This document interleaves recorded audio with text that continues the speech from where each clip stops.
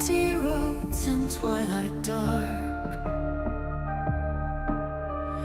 Shadows whisper, feel the spark. Lonely paths the woods can hide. Ghosts of memories side by side.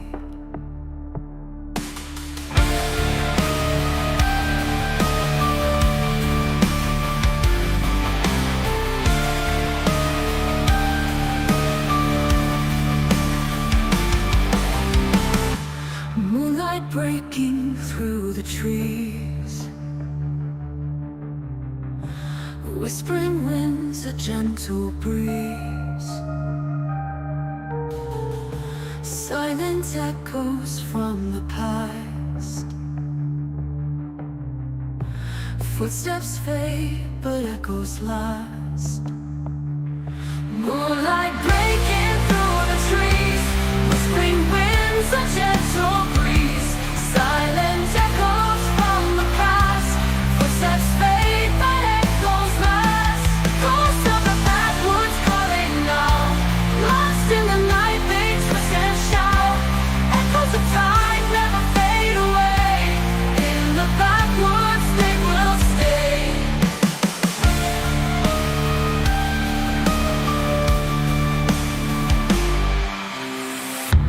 Ancient songs from voices old. Stories of hearts that once were bold.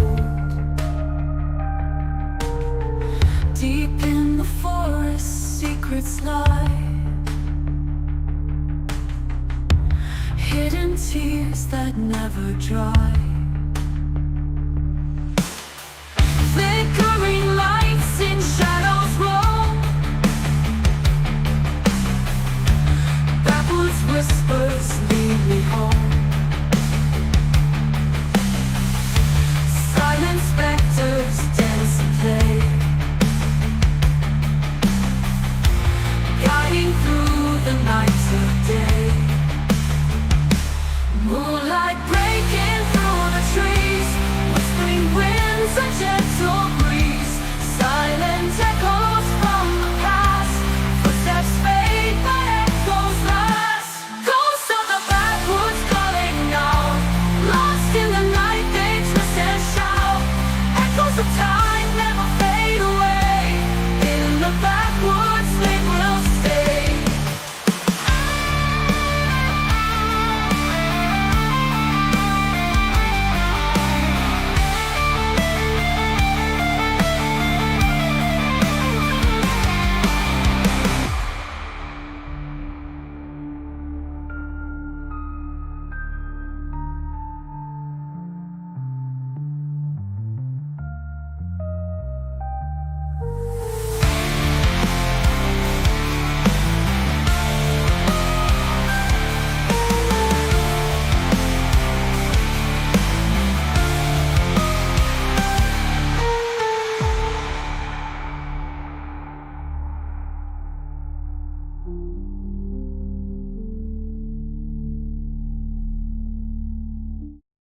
All right.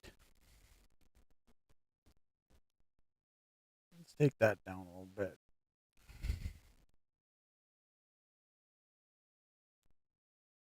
And let's get the tunes going like normal.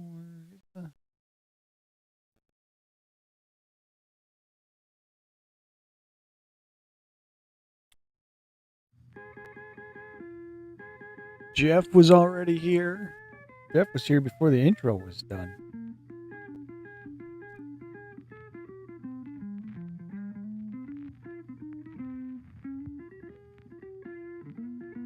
All right. I think we're set for a little bit of money talk tonight.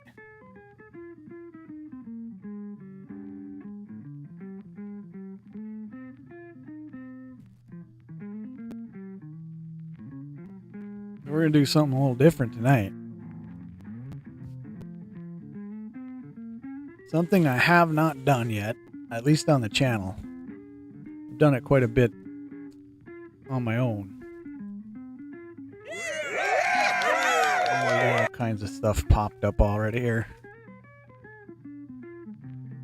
We are going to go through, I don't know, a bunch of different build denominations, looking for cool serial numbers and star notes. My wife come home with a handful of money. She's like, you want to go through it? I'm like, yep. Yeah, I do. We're going to do the normal pocket change check. 10, 12 coins of pocket change. And then I think we're going to work our way through a jar of 1980s pennies. I got to get this emptied down to continue hunting and filling up the 80s there, so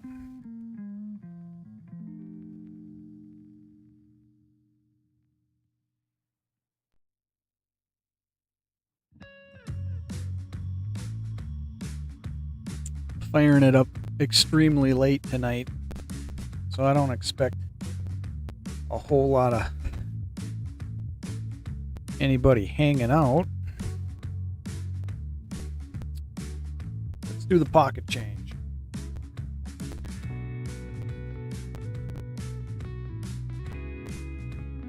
I'm not gloving it tonight just because. Well, maybe I will. I don't know. We'll see. 94D. I don't think I'm gonna get as gritty with the dollar bills. 86D on a quarter.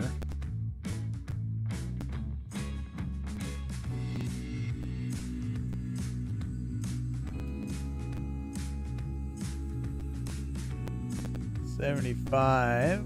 Is there a little rotation issue there? I don't know. No, not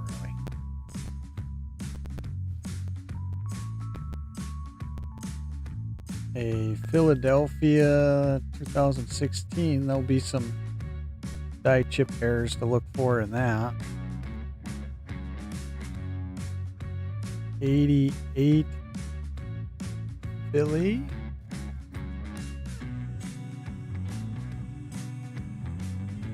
A 60 Denver. We'll maybe give that a look in the scope later. 94 Philly.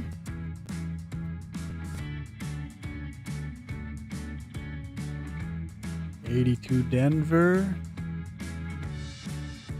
And a brand spanking new looking 23 Shield. 4 quarters, and then we'll get into the dollar bills here. A 99 Georgia Denver. Philadelphia 2013 Great Basin.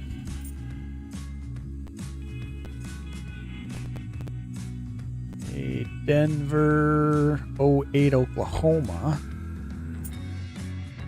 And this one looks like an older one, a 90 Denver.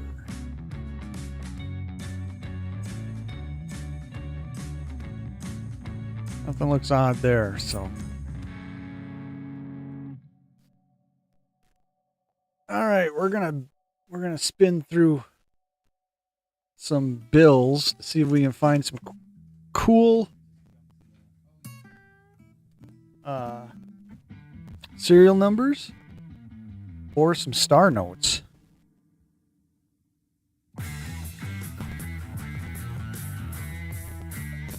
So let's get this on here. We got a 6-1, nothing really there. 17A series. Nothing looks too odd there with this one.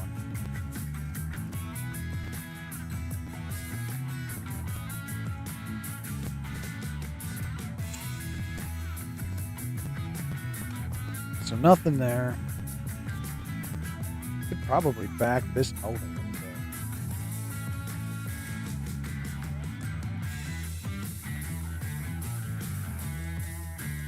bit. Alright. 703 07562. Nothing looking crazy there. Back. These are actually in pretty good shape too.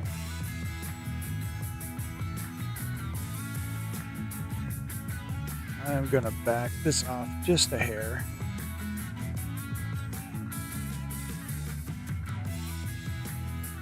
Ah, 0-0.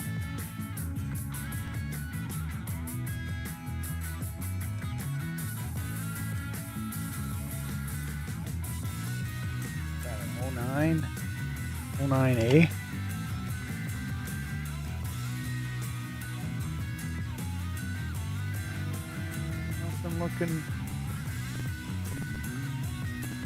Nothing looking too there. Bunch of 9s, a couple 4s. Everything looks like prints in the right spot. 17A.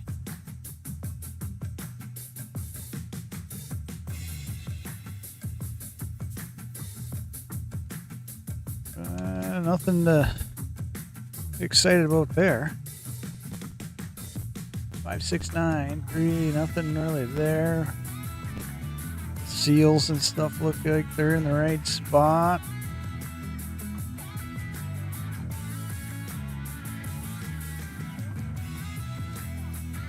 The wife's like, check this money out and give it back to me. I don't know about giving it back.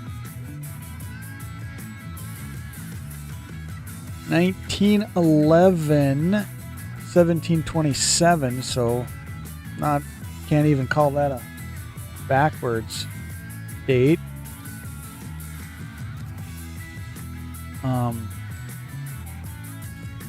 don't like them that way anyways. I don't save them if they're backwards. I want them the right way for sure.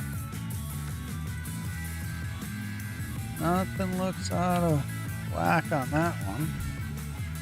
Give me a handful of hundreds here. 902 at the end.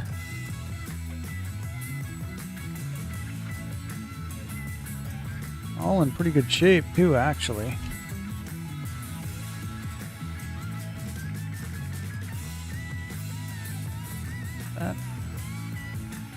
Yeah, just kind of see through it a little bit there, I guess.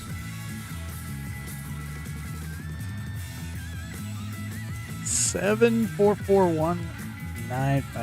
Nothing there in the number that I care about.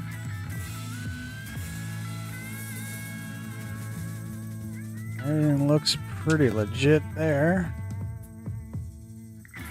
I don't search bills a whole lot, so it's kind of neat to do it in a stream occasionally.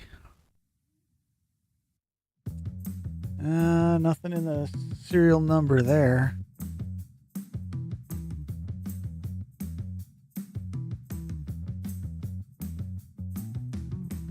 I always flip it the wrong way.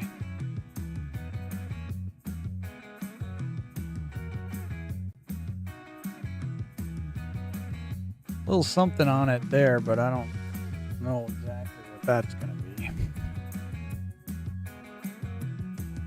1939. Let's see. What can we make anything out of this? 741. Nope. We had a good 1939 year, though. If we could have had a month and a day.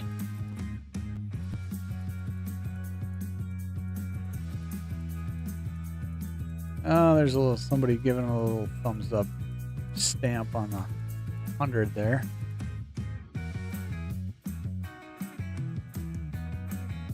Here's an older series. Fortunately, it's got a fold on the end. Otherwise, it's in pretty good shape. But I don't think the serial number is going to be anything we're looking for.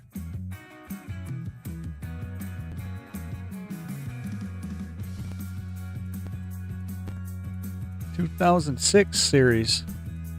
Like I said, a little bit older series.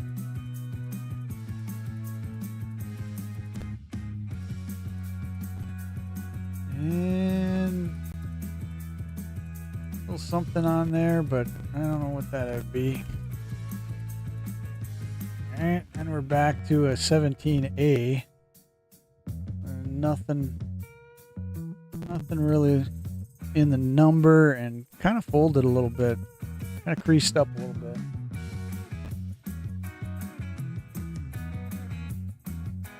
So nothing there to get excited about.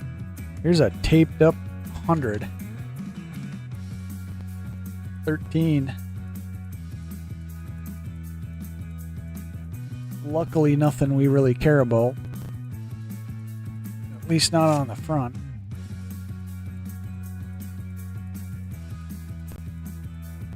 And it looks like we got a stack of 20s coming now.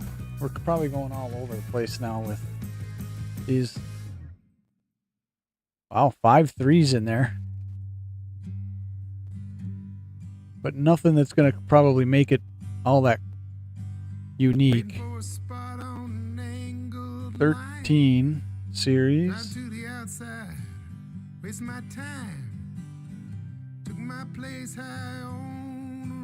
Pretty good and folded up.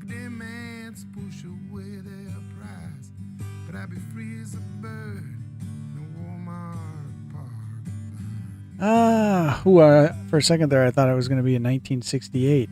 And that would have been a date if we could have switched it around a little bit. 17.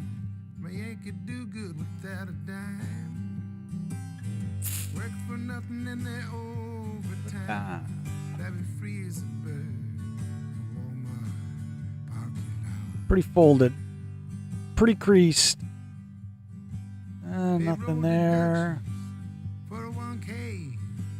Matching contributions that they never gonna pay. Helping out the needy. Helping out the poor. Nothing looks out of whack on the back. Lift this up a little bit right there.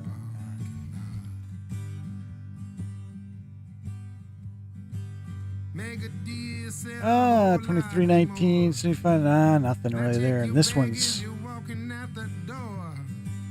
been in a wallet quite a bit.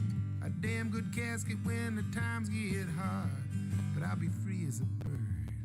A Walmart. Nothing on the number there. Jobs are scarce, they're hard to find. The kind of job that gives you peace of mind. Mom is gone and pop's for sure. All right. Trying to burn through this as best we can, fast as I can here. 929276, so almost had something going there.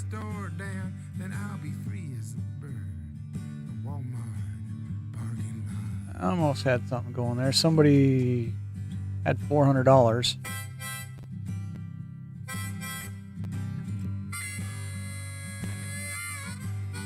So 3964.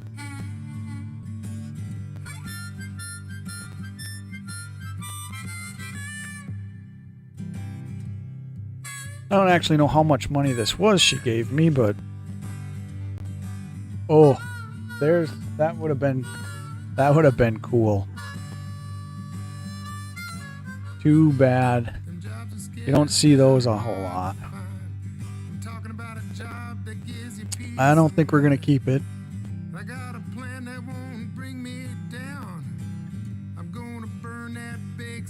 And it looked okay. Now it looks like we're into some ones. It looks like we're gonna jump around now. Looks like there's some hundreds at the end again. 11, 16, nothing there. Seals look good. 2021 series.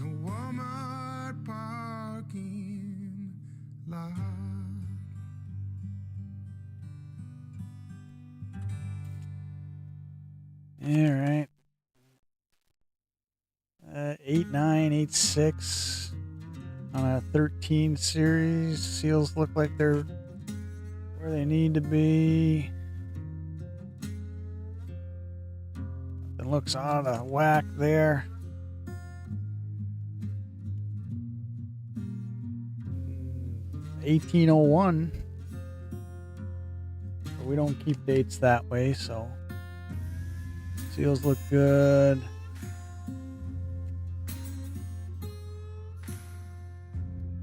Nothing out of the realm of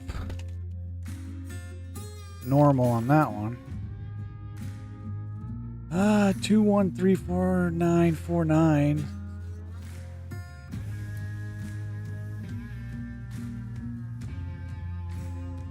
Looks pretty normal.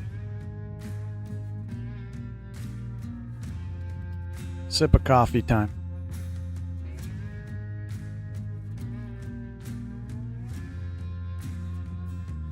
Alright, let's see.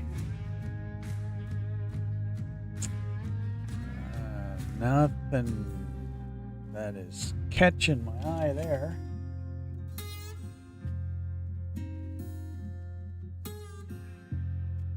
A little bit older worn, 2017.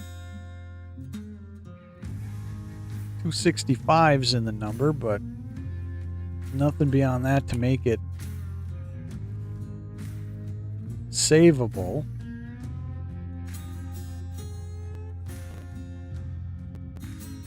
And it looks like we're into some 20s. And nothing there. Everything looks like it's in the right spot. A little bit of free dirt.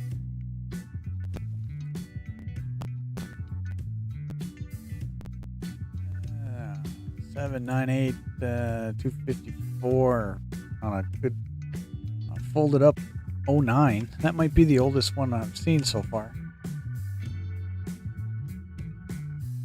Definitely been in somebody's pocket. Actually, it's actually been folded a certain way, like a bunch of triangles.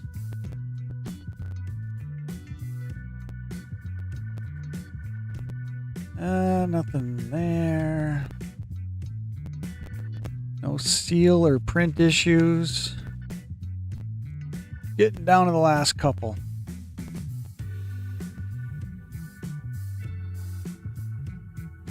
I'm going to be really surprised if I don't save anything out of this stack of money. 8568. 17A, huh?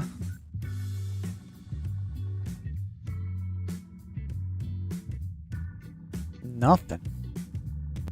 We're getting down. We're going to get skunked. We're going to get skunked on a stack of bills. A well-worn 21.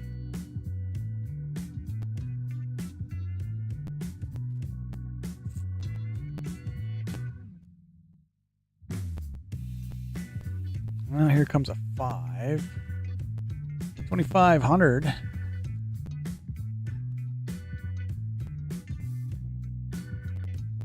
But I'm not seeing anything. You could say that one right there, that's a little off kilter, but not saving it. Not gonna save something. That's the best we've found though so far. Gas pump, people will call that a gas pump or odometer serial number. It's not off on the top, but the one is very long on the bottom, where it's not as long on that one. So, but not a keeper, not worth keeping, I don't think.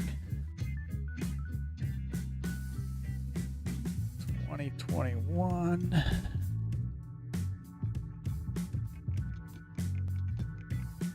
Well, I might be hitting the skunk button here for this pack of bills. 2828 on the end for the 21 series.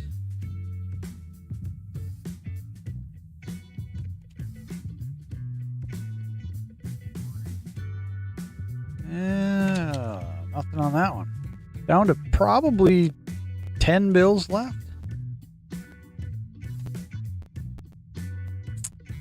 1050. Thing looks normal on that.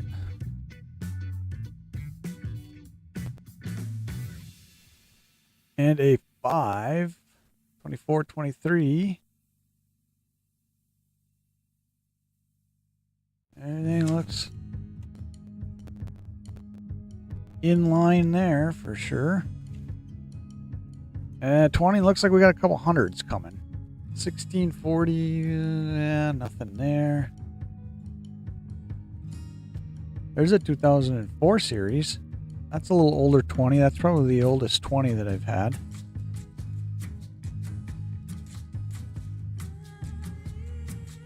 But nothing worth saving. We got to get something here, don't we?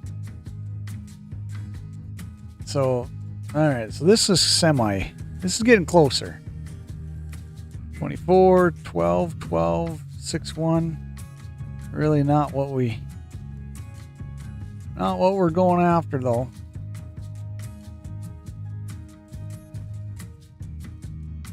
And a pretty clean back. 668, 207 on the front. Nothing out of place. A little bit of, that looks like writing of some sort. Last $2 bills. Zeros on the front.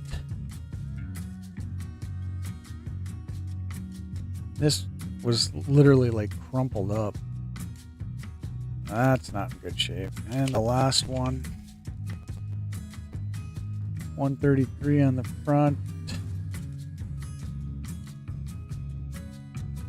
And nothing. So a whole stack of nothing.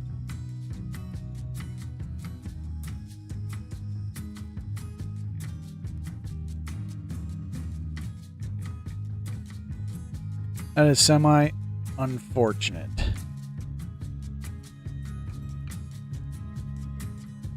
A whole stack of a bunch of different denominations, and we hit nothing on it. Well, it's the way it goes. All right.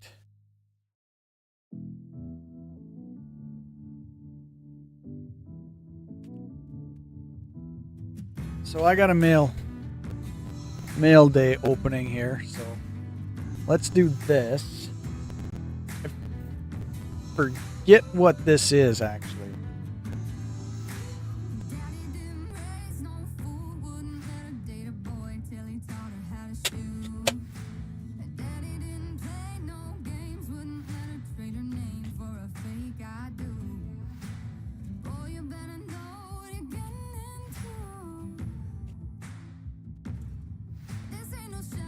Alright, what did I get? I don't know.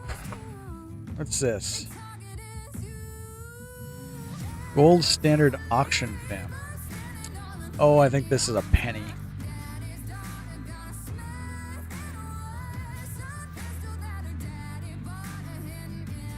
How do you get these things open?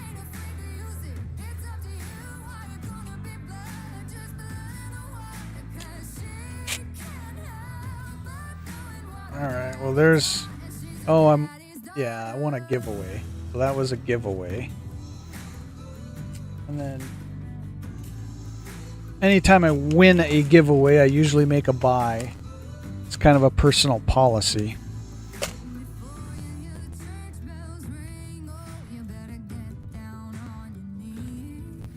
So let's see what the giveaway was.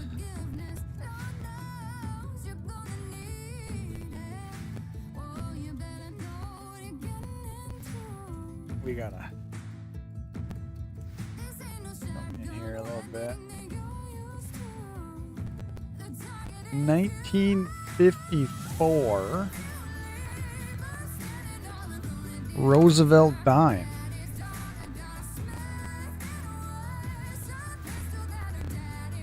Denver. That was the giveaway, and then because I won the giveaway, I held to my policy and bought a 1940 V, and it is a red for sure. It's a really nice 1940. Sometimes the overhead really shows it well. That's a nice 1940.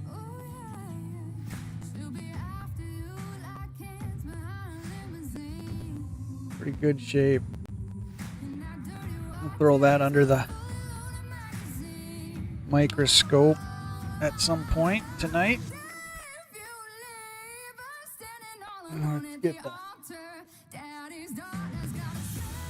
microscope going, as we are going to work our way through these 1980s.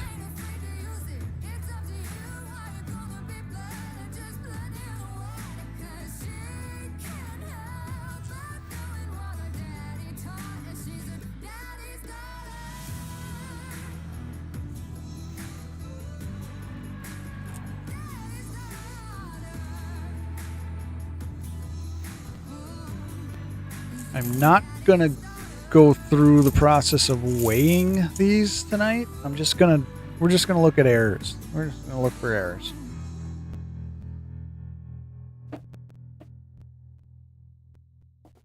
Any of them that need to be weighed will be weighed later on.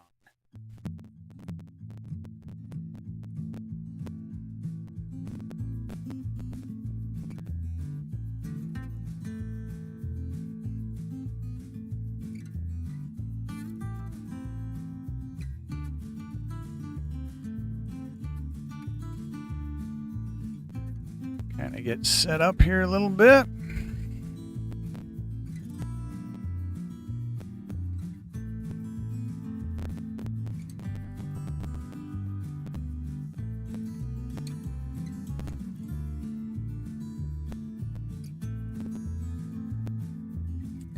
That should do it. Let's through these 81D.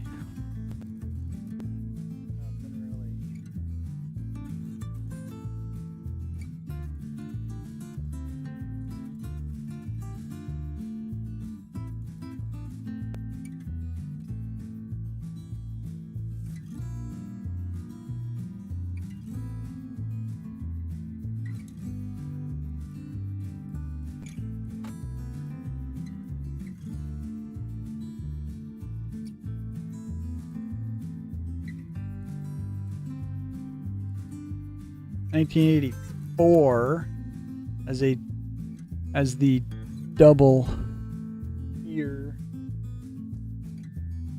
but it is not there.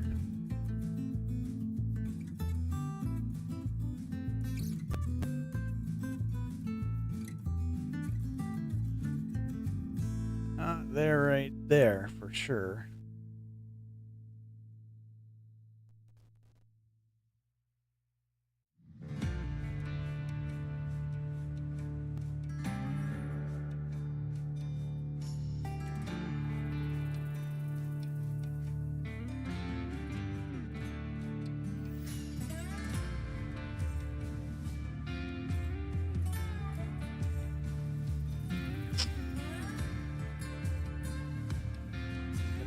Pile right there.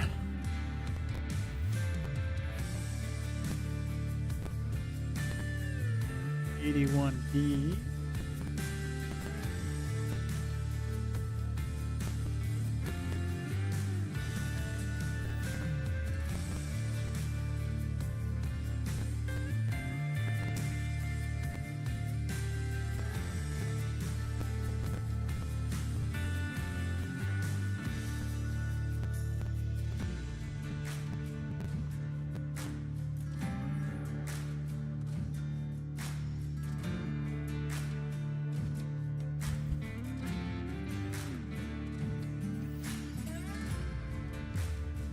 88.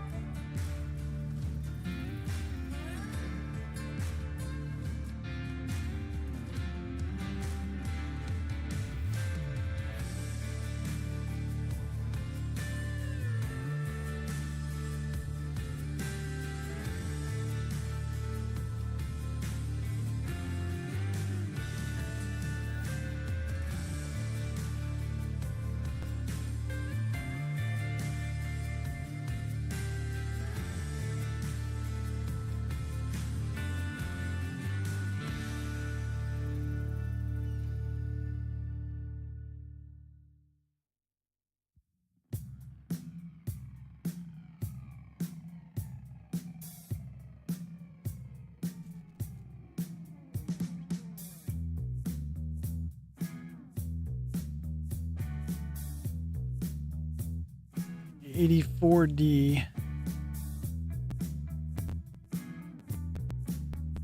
D. Lawson, what's up, friend? I haven't seen you in a while. You been streaming? Gaming?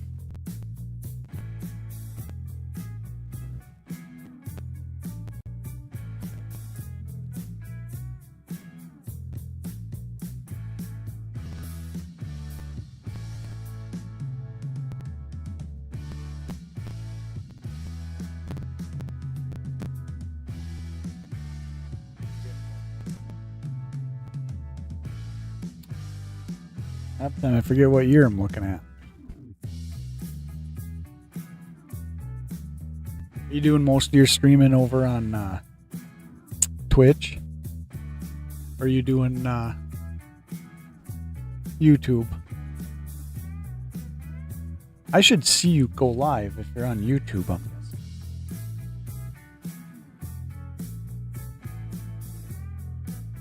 this. $80 has a possible double die on the date and Liberty. Not really seeing anything that's gonna make me say it's on the date.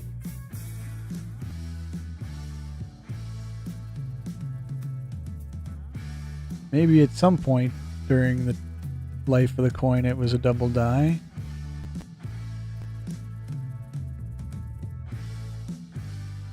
The Collector 650. Awesome background, sir. Well, thank you. Thanks for swinging in. I like your name. Obviously, we're both collectors, I'm guessing.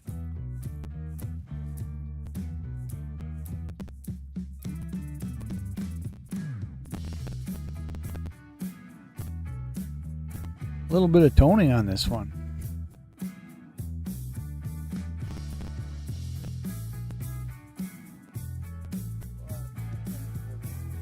It's an 80.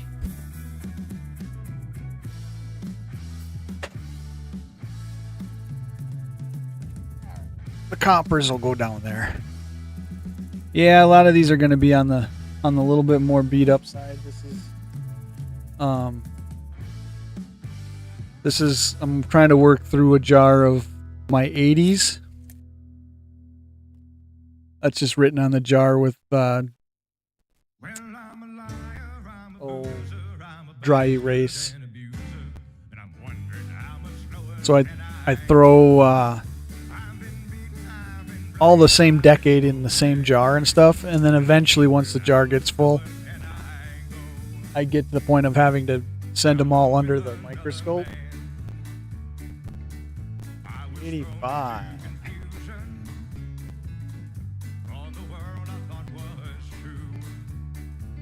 Because then I want to end up, roll hunting again. Yeah, that's my that's my problem too. 650 is I actually collect too much. Coins, cards, guns, shotguns, cap and balls. It's like I gotta give something up, but I just never do. Hey, thanks for subscribing. You will mostly see, well, I mean, there's videos on the channel, but most all the videos that are on the channel are just cut out of a live hangout where I'm doing stuff.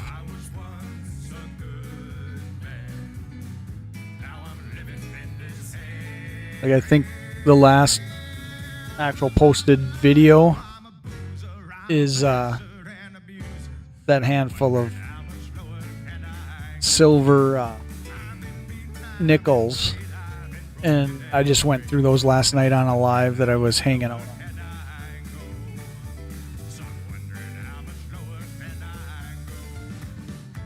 Yeah, sports cards. I forgot the sport. Well, I just kind of clumped those all into cards. But yeah, sports cards, magic cards, Vampirella cards, Lady Death cards, all kinds of things. Comic books. I forgot. You see, D. Lawson's reminded me now. Comic books. But the channel is definitely coin heavy, because I have such a good time coin roll hunting and then sending things under here.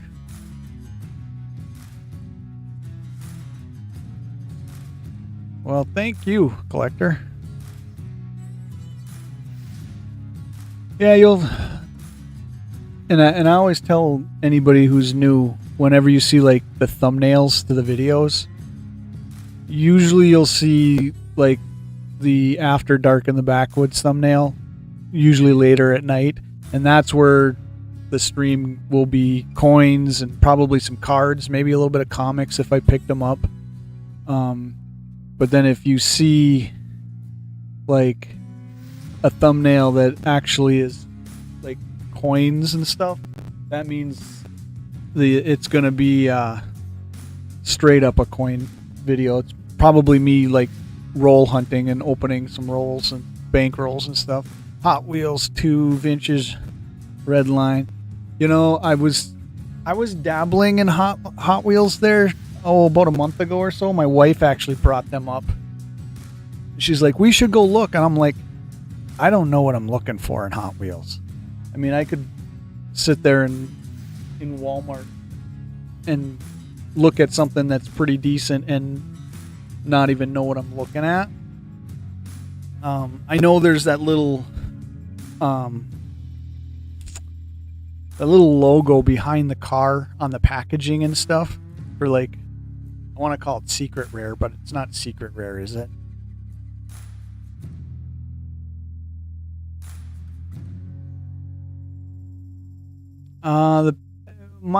My take on the pennies going out of circulation is you ain't gonna see a real noticeable effect for quite a while, like probably years.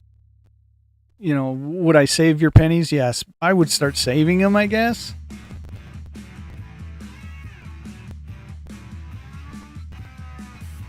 But from what I understand, the mint, basically they have a whole bunch of blank planchets, and they're gonna mint pennies until those planchets run out. This is a really nice looking 85. You know, and you know, Canada did the same thing. I don't know how far back, but I think you're not going to notice pennies being rare for a long, long time. I'm going to save this one for sure. I mean, that's an 85 Denver. You don't see a whole lot of them like that. That's going to get pulled out. Leo Pope, one troy ounce silver. Cool. Yeah, that's the other thing that you're going to see on the channel. You will see silver if you go back some videos and stuff. You'll see where I've done a couple videos on some of the stuff that I picked up. I think my favorite silver piece in my collection right now is, without a doubt, my 5-ounce Ulysses S. Grant. I think there's an actual posted video on the channel, and I think I did a short of it.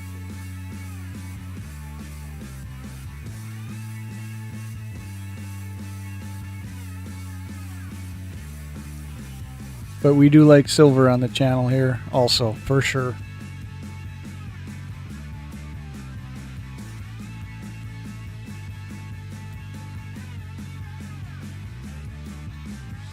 You know, they say too, you know, that, well, you know, to build a YouTube channel, you got to niche down and, you know, concentrate on one thing. Well, I'm just not doing that. It doesn't interest me. I mean, I'm really not doing YouTube to grow, you know. I'd rather have a couple buddies hanging out in a live stream here, shooting the bull, and you know, and I'm not going to niche down and go away from something that I enjoy collecting or being involved in just to try to make the channel better.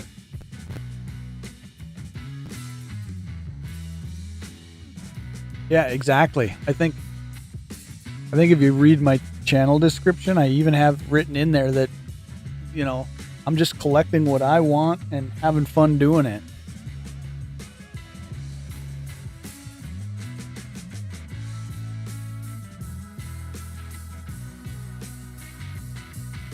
I mean, I'm never going to be YouTube famous, that's for sure.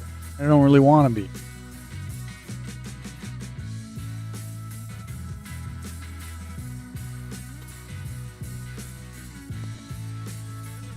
In fact, I think I have written in the channel description, you know, if you don't like it, leave me a thumbs down.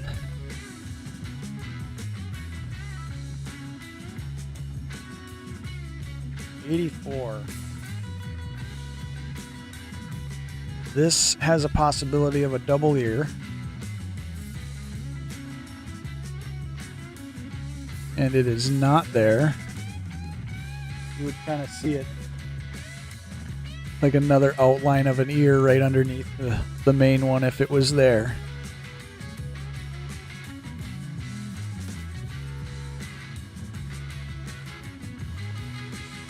Supposed to be some other doubling on the obverse, but I'm not seeing it on this coin, that's for sure.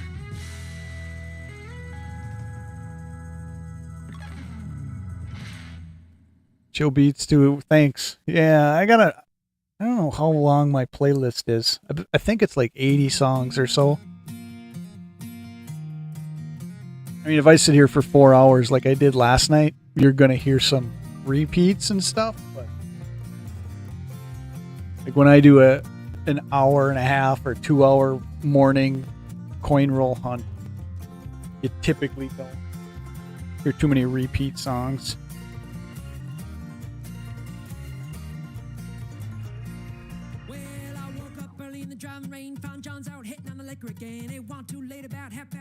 And they haven't put me in YouTube jail for any of them yet, so.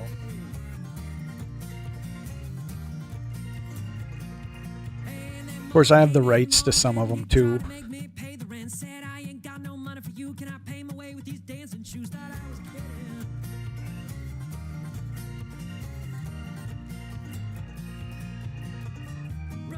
A nice looking 80 something. Surprised I didn't pull that off to the side when I hunted it.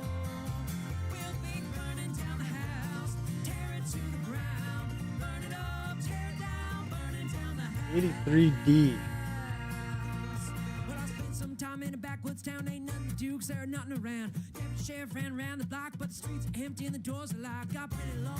So if you find an '83D in copper, it is a huge font. But my digital scale is not calibrated right, so this one's going to have to be set aside. Hit the scale here in the next day or two. I am going to set that aside though, because that's going to have to be scaled for sure.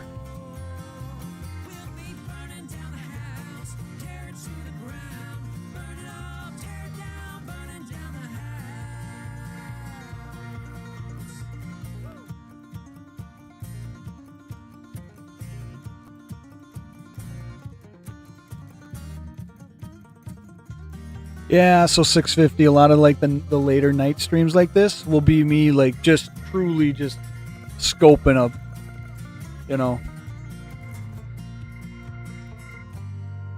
It'll be me scoping one of these jars of a certain decade.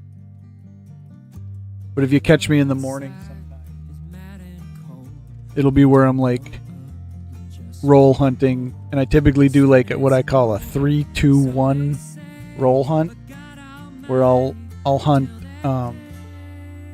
typically it's 3 rolls of nickels, 2 rolls of pennies, and then 1 roll of the small dollars. I'm a big small dollar fan.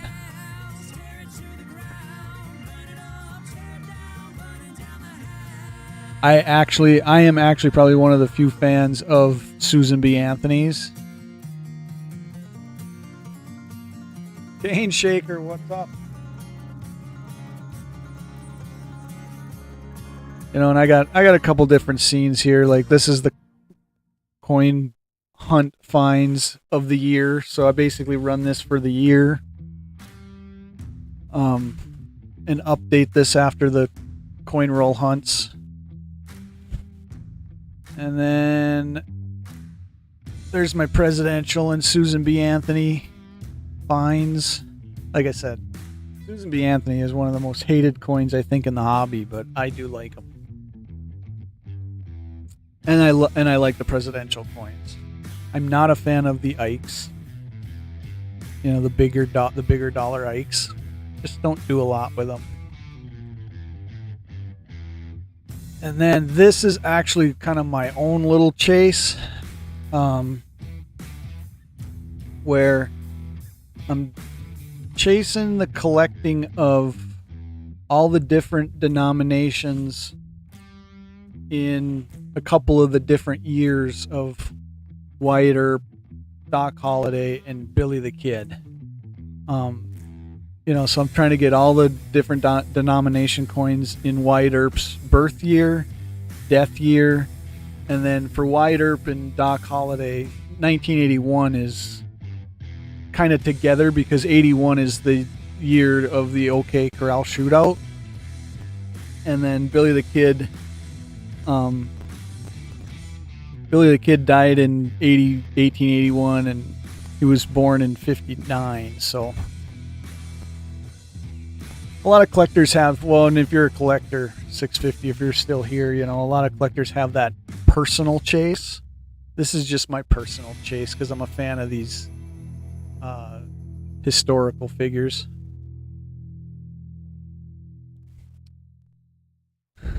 You were getting ready to exit YouTube and saw I was, yeah, this is a extremely later stream for me tonight, Cane Shaker. Yeah, it's tomorrow where you are. Yeah, I was gonna say, well, it's tomorrow where I am too now, just this minute. Usually I don't start at 11. I mean, I'm usually on 9:30 or so, but I wanted to get through one of these jars of a particular date.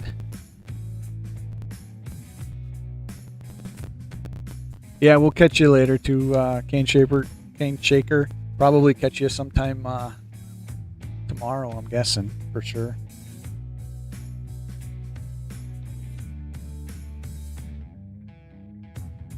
Probably made a mistake in doing. Yeah, isn't that a daisy? You're a daisy if you do. Probably made a mistake of doing the 80s jar because there's so many 80s pennies that truly need to be like weighed out. So I'm not going to pay attention to that tonight. I'm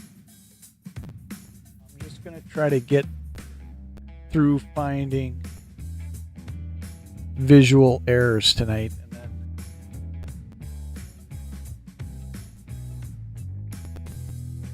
the weighing will have to happen again at some point.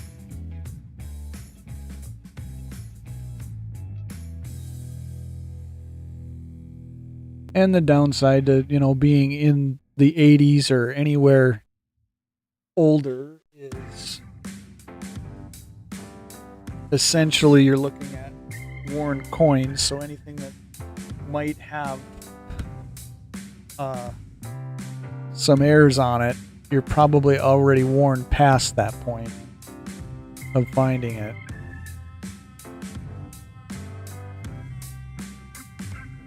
So I always say on coins like that, you're looking for the die chips that stand out or significant die cracks or something other than some of the documented errors, because a lot of the documented errors will be worn away.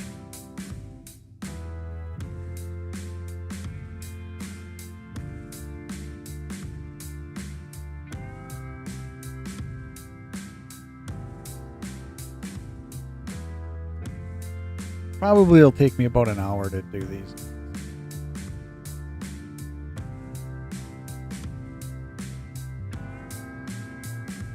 '88D, I thought there was something on there. Oh yeah, the reverse of the '89 transitional.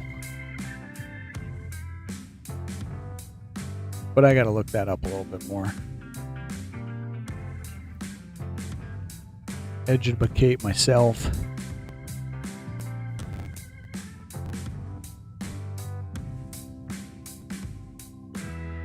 What is it, midnight? So if I can get this done by 1, I will be happy.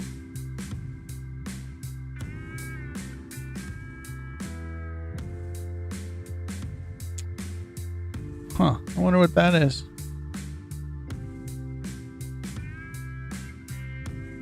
That's odd.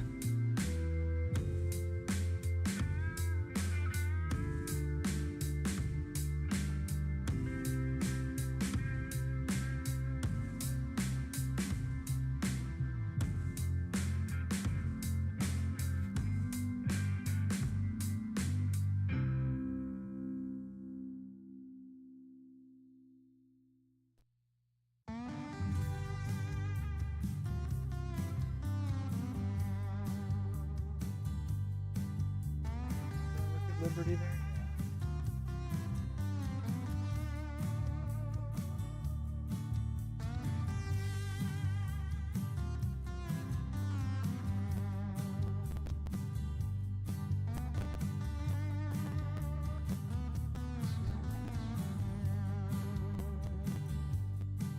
Yeah, I probably should have waited for the 80s until I get my scale calibrated, but that's all right. We'll run these and get them out of the jar for the ability to throw new ones in maybe tomorrow's coin roll hunt. It is a microscope, so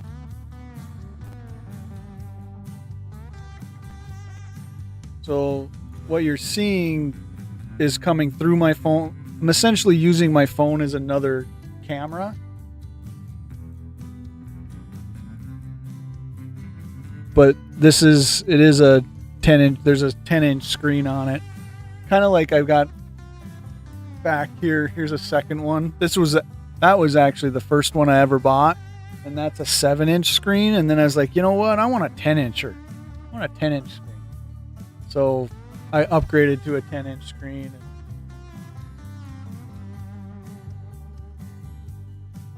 It was definitely worth the upgrade. I'll still use the 7-inch one for different things. Yeah, well, and the thing is if you're going to be in like the realm of looking for these mint errors and stuff, and without a microscope, I mean, you can kind of do it. There are some things you can pick up with just a like a higher powered magnifier, like a handheld magnifying glass.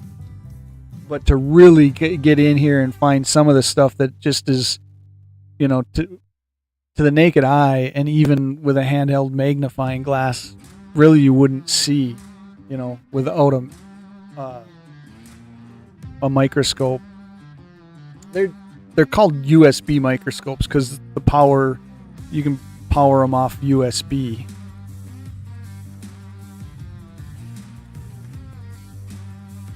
And depending on which one you buy, you can get them on eBay or Amazon, and you can pay anywhere from $40 to like this 10-inch one. The Tomlov, that Tomlov brand name is one of the ones that I think a lot of guys use. And I think this 10-inch one ran me about $140 or something like that. But like I said, if you're doing anything like this, they advertise them as like also for like doing soldering or any of the real small type of work like that. Oh yeah, for sure. The only thing I would say, with the cards, like where I have this one set, is I essentially never really change the setting on this. I just throw a new coin underneath it each time and stuff. And but you can raise and lower it, and you'll be able to tell here when I put the coin on it. It has a little knob you can spin to play with the focus. So I went way out of focus there, but it would be in focus if I raised up the microscope some.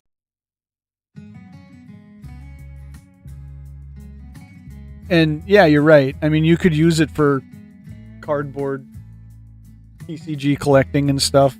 I just think like where I have it set, it's going to be awfully.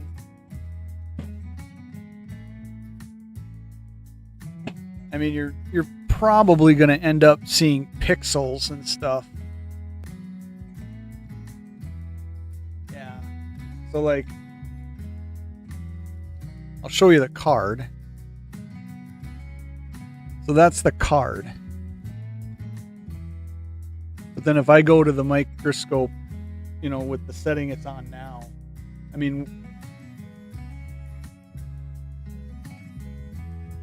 we're right into getting the pixels and stuff. So it's actually too close. The one thing that this would be good for is truly like a magic card. You could look for those green dots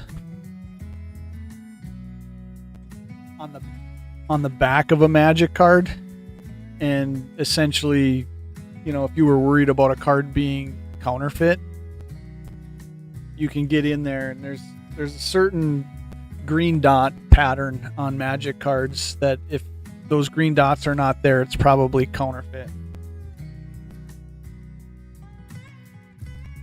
But most people, don't worry about that, except for like the real high-end spendy cards.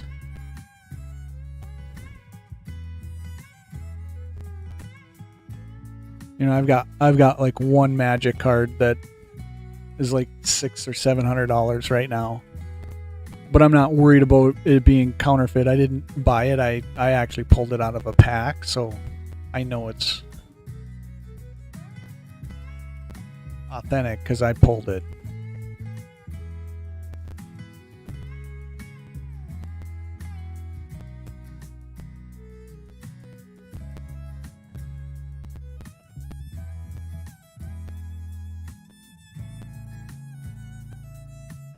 And mint errors in these coins, they are few and far between. You look at a lot of coins to find nothing, and then all of a sudden you'll find something, is either documented in the books as a documented error, or you find like a die chip that, you know, could be on any coin, or a die crack or something like that.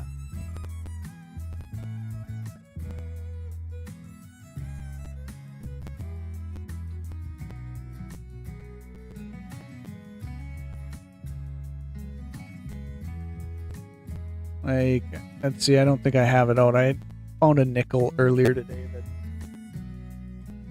actually had some die chips in it and stuff, but I think it's in a, I think I already put it in a cardboard 2x2 flip, so when you put that on the microscope, because it has that plastic covering on it, it really messes up what you can see. I'm guessing there'll be a die chip somewhere in these.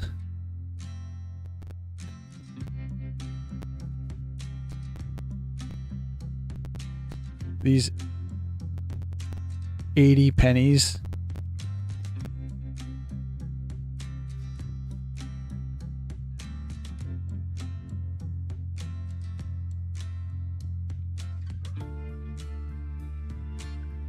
I was thinking, even if I get through half of this jar, that'll open up my jar a little bit anyways. So I can put some more 80s in it when I think I'm gonna roll hunt at least tomorrow. I do most of my live streams and most of my roll hunting towards the weekend days. Thursday night and then through the weekend and stuff is when you'll typically see me mostly on.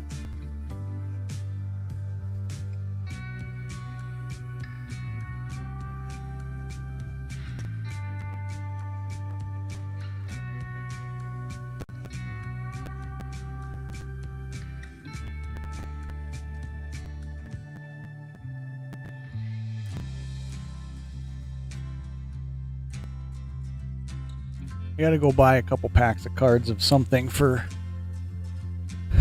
the after nights, because a lot of times what I'll do on these after dark streams is I'll do some coin stuff like this, you know, more likely the microscope of a certain jar worth of dates, and then what I'll do is I'll stop and open up a pack of something. And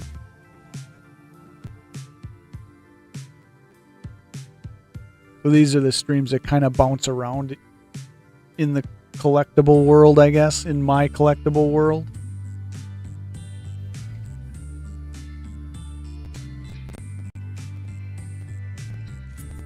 I have not. I've got set aside a bunch of coins that I think I want to send in to get graded and stuff. I'm not a big fan of grading in the card world. I typically talk kind of against grading in the card collecting world. You know, because I got, I guess, the mindset of I don't really need a third party to tell me a card's in good shape or not. But it makes good sense, I think, in the coin world. Because the coin world essentially truly the grade difference, you know, if you're in it for money and stuff, if you're really chasing the financial side of the hobby, the grading makes sense, because one grade different can, you know, on the right coin can be hundreds of dollars, where I just don't look at it the same way in the collecting of the cards. Granted, I know people, you know, pay more for graded cardboard, but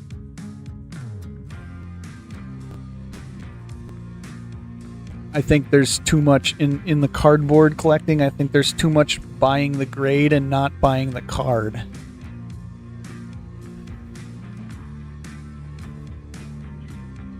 Where in the coins, buying the grade makes sense. I know it sounds very hypocritical. 'Cause I'm saying two different things on two different topics.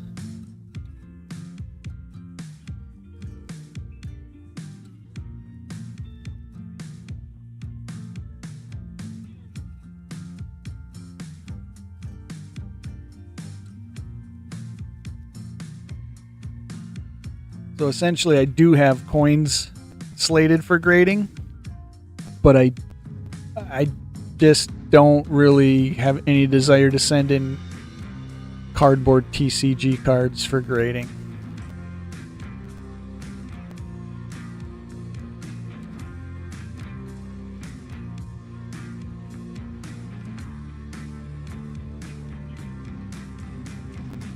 Yeah, see, and that's the thing. It's like I'm too much of an emotional collector.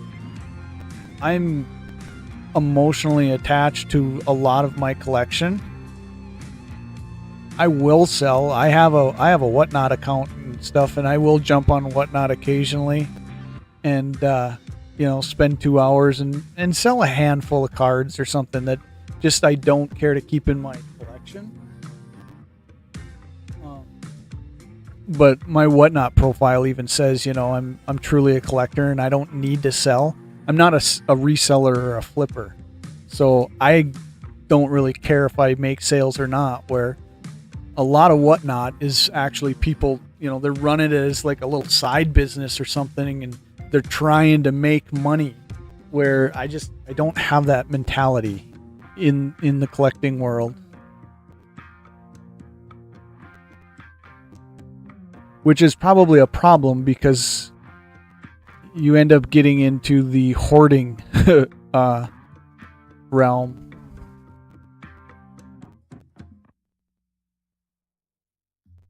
But I will then hit, just the point where it's like, you know what, I gotta get rid of some stuff to make room for other stuff, or something else that I want in the collection.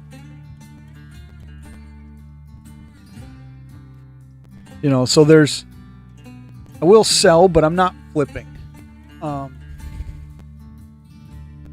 I never make a buy in any of the things I collect with the mindset of selling it, if that makes sense.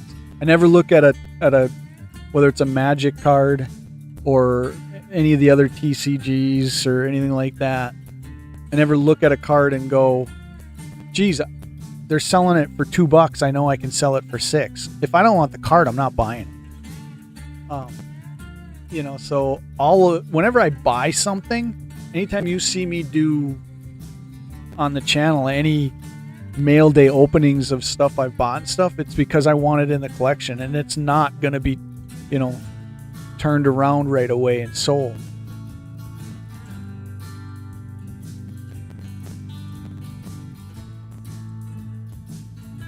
I guess the best way to put it is I'm not trying to build a reselling inventory.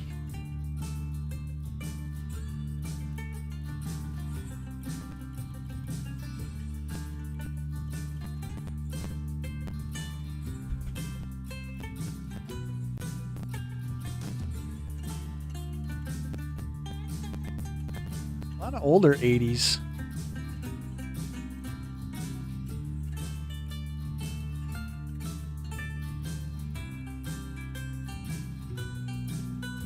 You can find them all over the place, actually. I'll find a lot at auctions and stuff. Or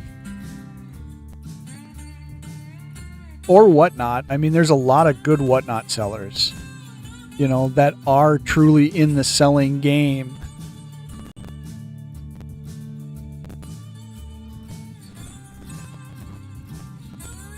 They're actually a coin dealer. What a lot of people don't realize is a lot of the sellers on Whatnot are actual coin shops and stuff. So they're reputable, and you are getting, good stuff. Where I would be careful is on the silver side, like some of the silver bullion stuff on eBay, because a lot of that stuff is fake stuff. Like 1 ounce silver coin probably is not silver. If it's, and I always just tell people, and then the rule I go by, if the deal's too good to be true, it is. And if it's coming from overseas and it's too good of a deal, well, there's 2 red flags right there that you're not getting a 1 ounce silver coin.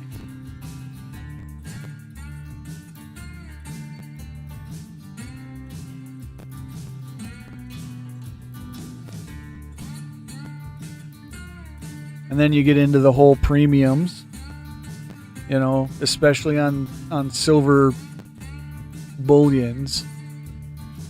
You got to kind of set what is your percentage of acceptable premium, for a coin.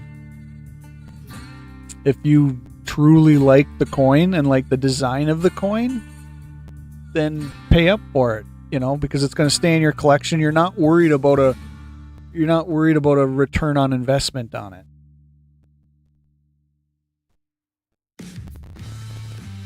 But like resellers and flippers, they have to be worried about that premium on a coin like that, because they can't overpay for it, because you got to find the buyer then that's going to love that coin enough to pay more than you did. I don't know if all that makes sense. Like the 5 ounce Ulysses S. Grant that I bought. I mean, I bought it from, was it SD Bullion? I think I bought that round from. And I would have paid more than I paid for it, just because of how much I like the coin. Knowing that it's going to be in my collection until I'm gone, and my son's going to have it.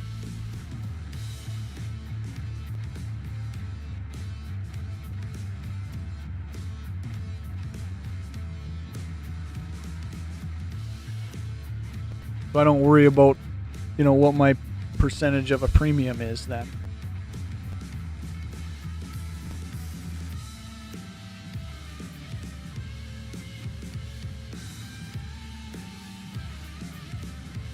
I'm about out of my cup of coffee. I'm going to have to crack a soda, I'm guessing.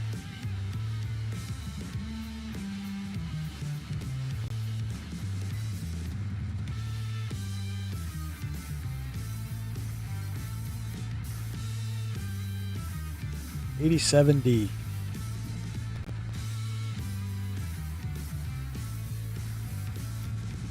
Boy, there's something going on there. Oh, I wish it was in better shape. There's a D over D repunched mint mark.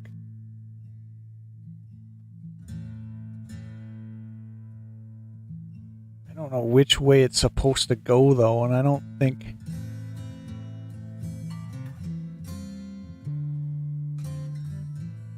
it's horizontal.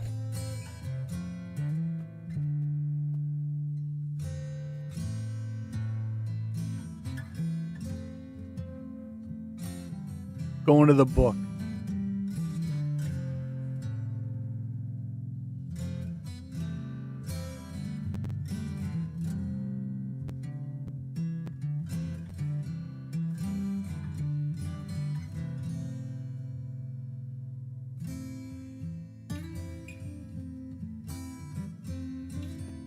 Yep, that's the same as me.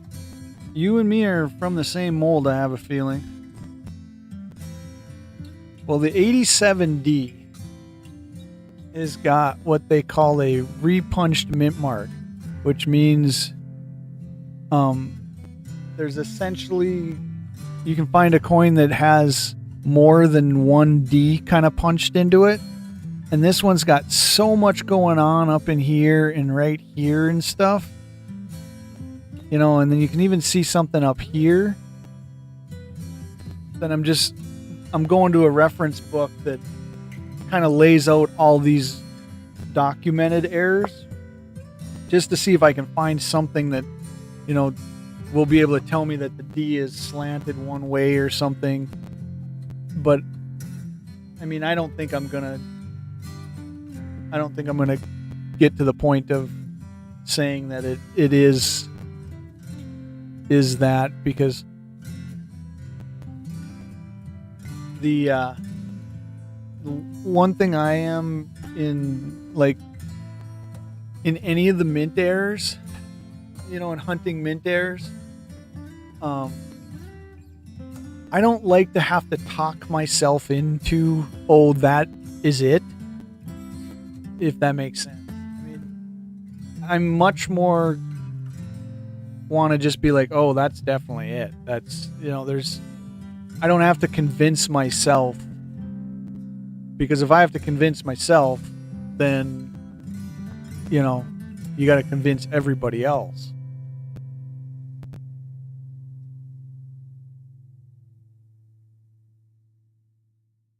And I will hit ones that are, you know, they're just there. You just know it is it, you know. And those are the ones you like to hit, but kind of goes back to what I was saying probably an hour ago, where on these older coins, you just don't hit that situation a lot because of the pocket wear, you know, or the circulation wear of these coins. A lot of those mint errors are just worn down to the point where you can't say, oh yeah, that's definitely it.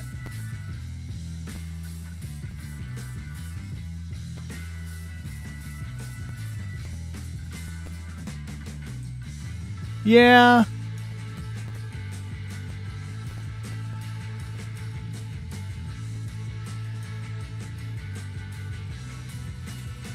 Yeah, I think the whole AI thing is just something that, you know, is not going away. I think there's going to be a whole lot more in our world that is going to be AI. I mean, I mess around with AI art, different online programs with AI art and stuff. Like a lot of my After Dark in the Backwoods thumbnails are AI art that I ended up doing myself. And I mess around. I like messing around with a website called Suno, which is AI music. And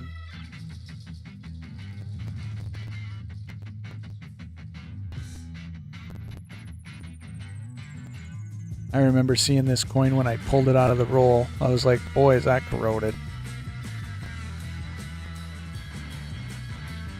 So I'm not a big opponent of AI just in our world in general.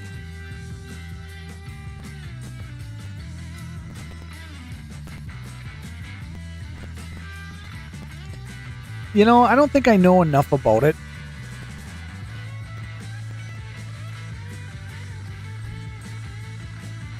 You know, to really have a strong opinion. I guess when I say AI, I'm just saying in general.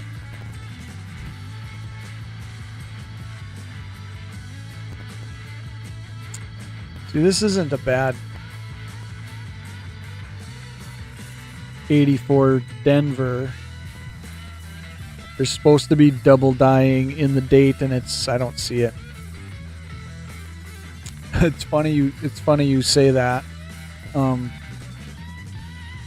just started metal detecting probably 2-3 weeks ago. I ended up getting a detector, and my wife actually just yesterday, she's like, was talking about taking next Friday off or something like that and going to the beach with it, and I'm like, that's fine, we'll go. 1984, is that your is it your birthday year or is it your graduation year?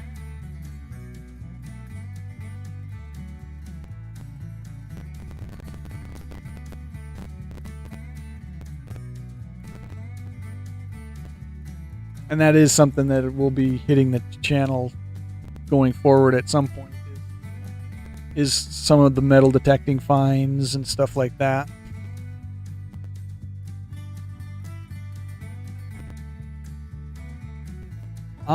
I just did a little bit of playing with the metal detector when I got it. just in our yard and stuff, and ended up I found a lead bullet and a casing. And that's all that really I found in the yard, but I've got hunting land. I got 120 acres worth of hunting land that I know there's old homesteads on and stuff that I'm going to end up doing a lot of detecting on.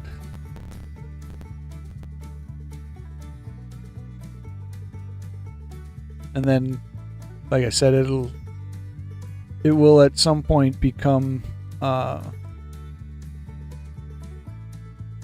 the channel to some extent.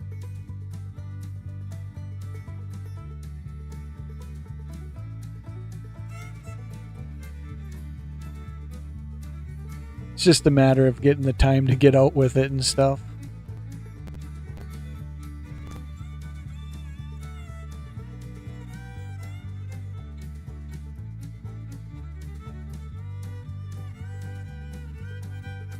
Not really picking much up on these things tonight. I think we'll do, I don't know, let's do another. I'm going to do another 12 just to get this jar down to the point where I can put more pennies in it tomorrow. 4, 6, 8, 10. Yeah, I don't know when I'm really going to get around to the metal detecting. I don't know if I'm going to do metal detecting videos as I'm out there. I probably will.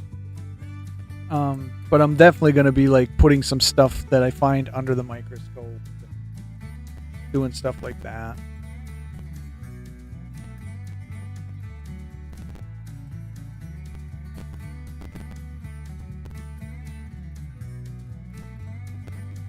I grabbed this one out of the jar. It looked like it had kind of a cool sheen to it. Got a little bit of toning happening.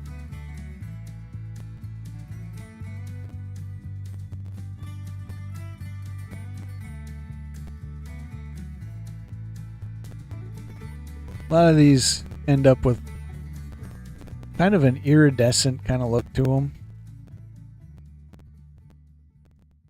Sometimes I think it's somebody messing with it and coating it. But then sometimes I think it might be how the copper reacts and ages. I think this is a copper penny. Yeah. So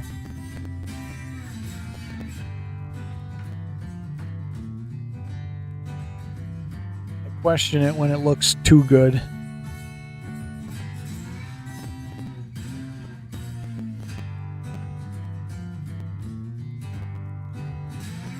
See, this D, it just, over time, the pocket wear and the circulation wear that it goes through, the definition gets smashed and messed up, and you just can't pick up a lot of this stuff. Patina, exactly.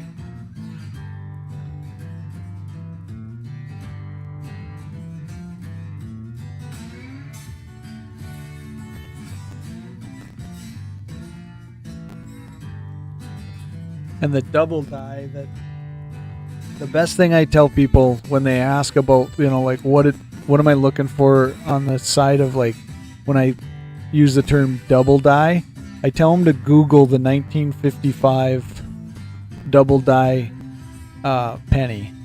It's probably the most famous penny, and it's an expensive one if you ever find it. But it has heavy double dye, and it's essentially when you look at the 1955, it's almost like you're seeing double, where there's 2 5s and there's 2 9s and 2 1s, and that penny in high grade,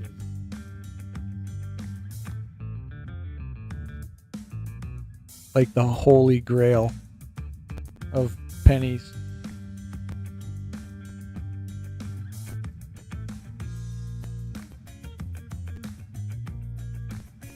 It's really hard to explain double dyeing. Because there's actually something that's looks like double dyes and looks like double dyeing, but it's actually called double striking or machine strike or machine doubling. And it looks like double dyeing, but when you know what you're looking at, it isn't truly a double dye.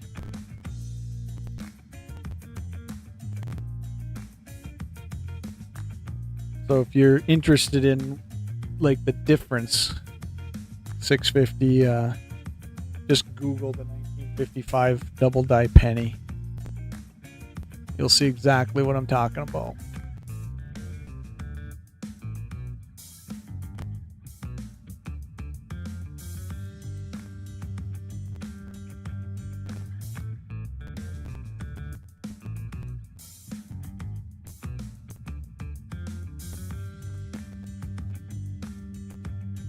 There's some damage.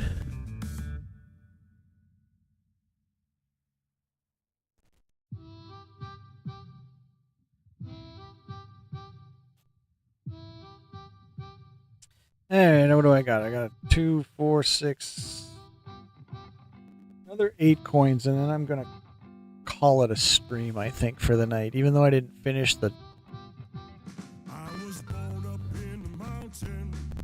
jar. Did you Google it?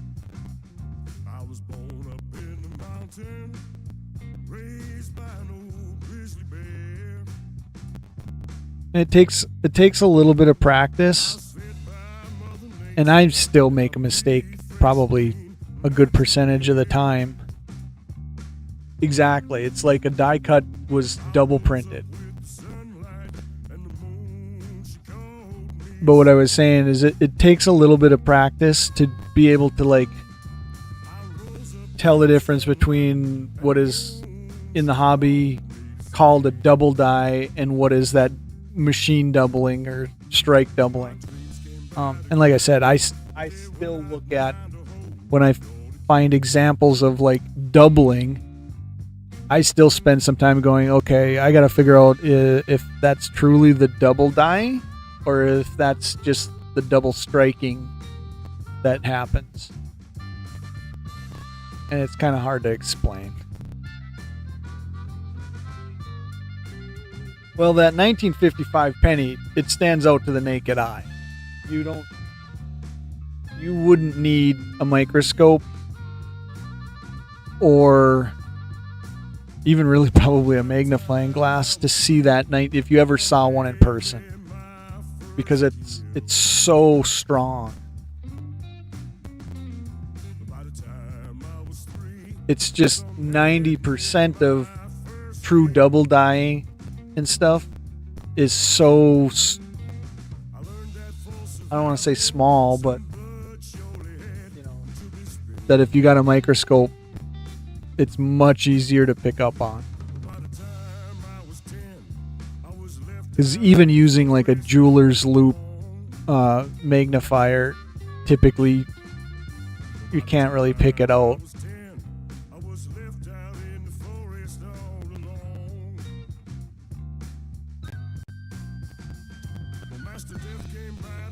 I never did ask anybody tonight when I first started streaming, when people first come in, how's the audio and stuff tonight sound there? 650. I try not to change my settings. Once I kind of get something down pat, and most people are like, yep, sounds good, because I don't do any listen back in my ears, so I don't really know how it comes across on the stream.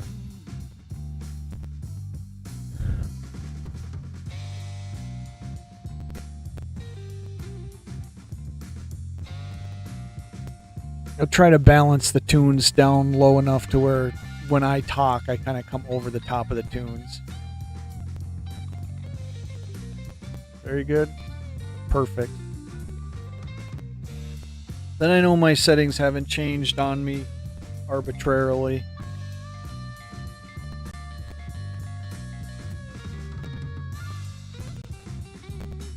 Yeah, I'm a country fan. And I don't mean new country. My go-tos are Waylon Jennings and Merle Haggard. And it's just you can't use that stuff on YouTube because it's all copyrighted.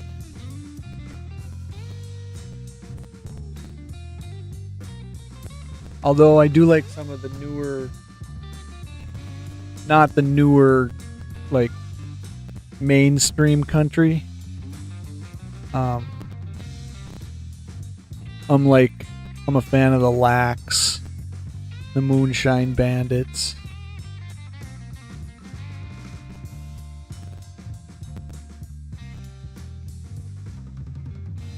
Yeah, I'm not a fan of the new pop country. It's the new country that I'm okay with is if you get a chance, if you don't know who the Moonshine Bandits are, or the Lax, Lacs. Look them up. When I'm not in the mood for my Waylon Jennings and Merle Haggard, it's the Moonshine Bandits and Lax, guys like that. Which is a complete 180 from my Merle Haggard and Waylon Jennings and stuff.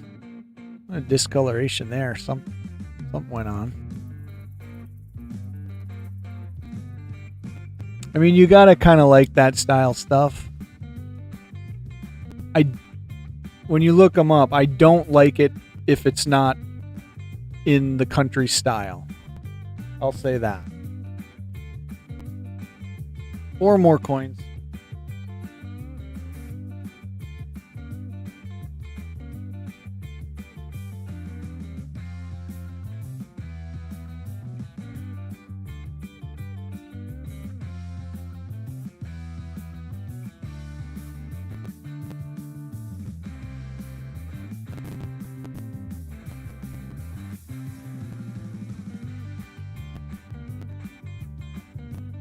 So like that right there. I mean, sometimes you look at something like that and be like, it looks like there's some doubling there. And then maybe you see it there. But like I said, here's another example of the penny's so worn that I'm never going to like declare it.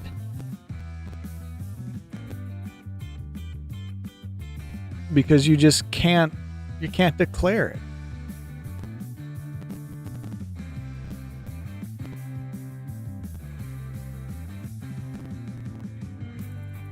I think that's why I kind of have fun looking at some of the newer nickels and stuff, because it's a lot easier to, and quarters are a lot of fun because quarters have so many errors in them, documented errors that everybody chases. Probably throw some quarter rolls into tomorrow's opening. At least one, maybe.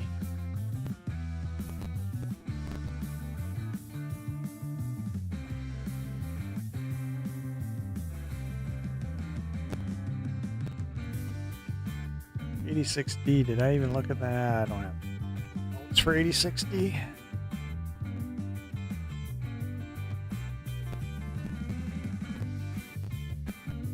I would have finished this jar if I didn't start at 11 o'clock.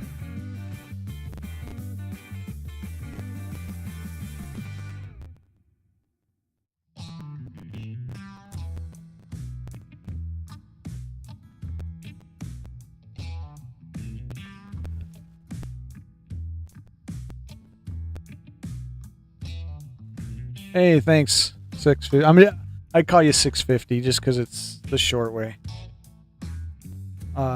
Yeah, thanks for stopping in. It's cool chit chatting. It's always nice. See, that's what I'm saying. It's always nice to, when I'm doing just a stream like this, to have 1, 2, 3 people hanging out, just chit chatting and stuff.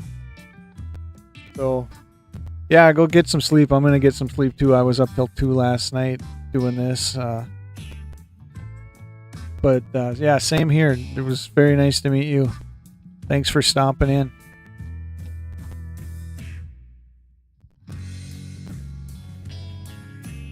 I got 1 coin and then I'm out of here. Perfect.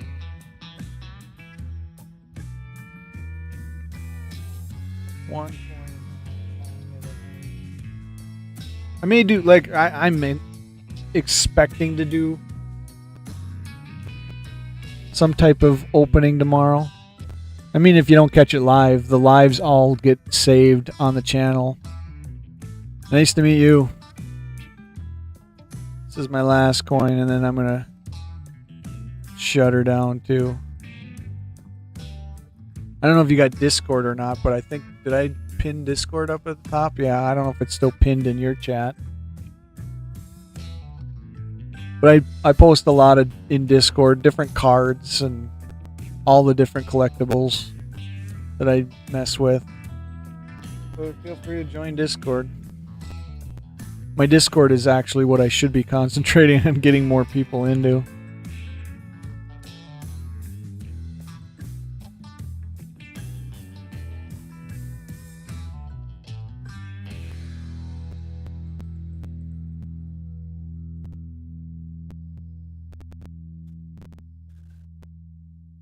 All right, I think knocked some of it out of there. Can at least probably put 1 more or 2 more hunts worth in there.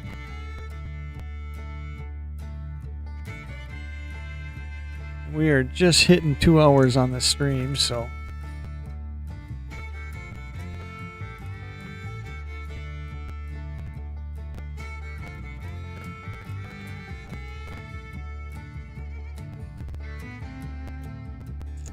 just for kicks, let's look at this 50-something silver dime.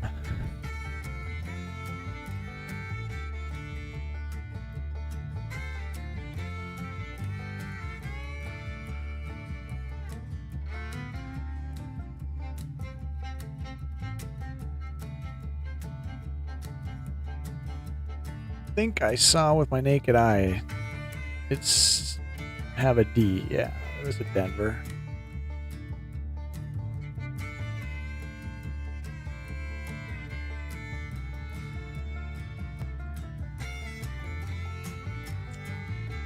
All right.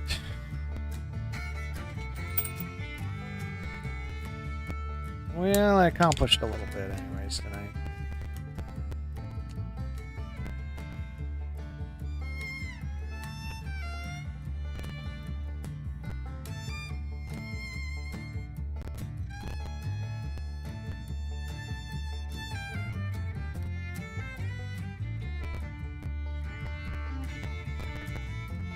Yeah, it's a nice looking 40.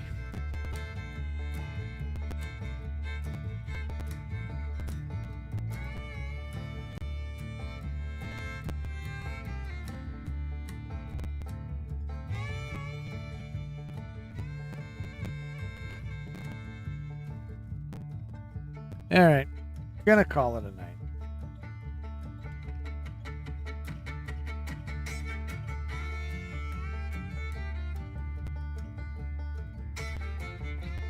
Anybody still hanging out? Thanks for hanging out, lurking if you were lurking. Or if you watch this on the rewind. Like always, take care, be well.